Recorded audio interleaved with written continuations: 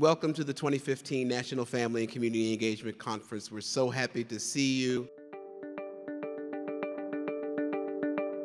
This conference is really kind of an outgrowth of working through a lot of different networks and recognizing that increasingly family and community engagement is on the radar and that folks need some support in doing a better job at that. This work is hard, and a lot of times, we run up against a lot of barriers, naysayers, people who don't want to do the work, and it can be isolating, and you can feel that you're very much alone. But when you come to a conference like this, and you see 1,100 other people from all over the world, it really provides you with that oomph, that inspiration that you might need to carry the work forward. This is a phenomenal conference.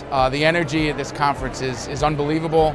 It's a celebration of family, school, and community engagement. There's absolutely no doubt that this field is hungry to be advanced and to be elevated and for it to be a priority around educational strategies for student achievement and school improvement. The power of this convening, the power of having 47 states represented, the power of having everyone focused on family engagement, this is where movement happens, and this is where we're going to see change. And so my department works with your department. Fundamentally, this is a conference about networking.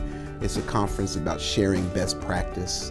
It's a conference about understanding each other's strategies, each other's challenges, each other's pitfalls. And so the workshops are the place where the rubber meets the road in terms of professional learning. When we come together, we share best practices. We learn from one another, and we're invigorated to implement at the local level. We are weaker in isolation.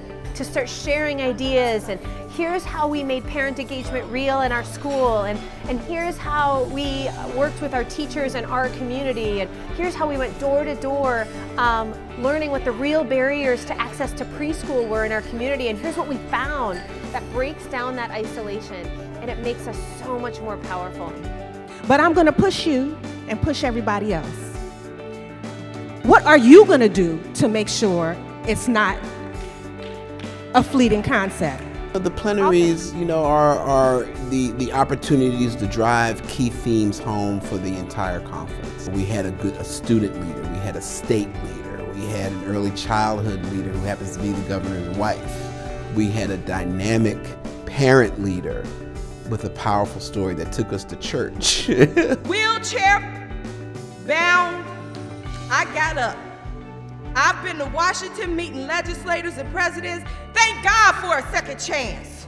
So here I stand, 250 pounds less later, and still going. My biggest takeaway is going to be when I look out the window of my office and I think all over this country there are so many wonderful people doing this work. And you realize that out there is a whole army of people, each of them connecting with many, many others just like them to do this work. We went with the first one last year, not thinking that we were going to have an annual conference forever, but the ruling is in. The field has spoken. The people want a third one, so there will be a third National Family and Community Engagement Conference.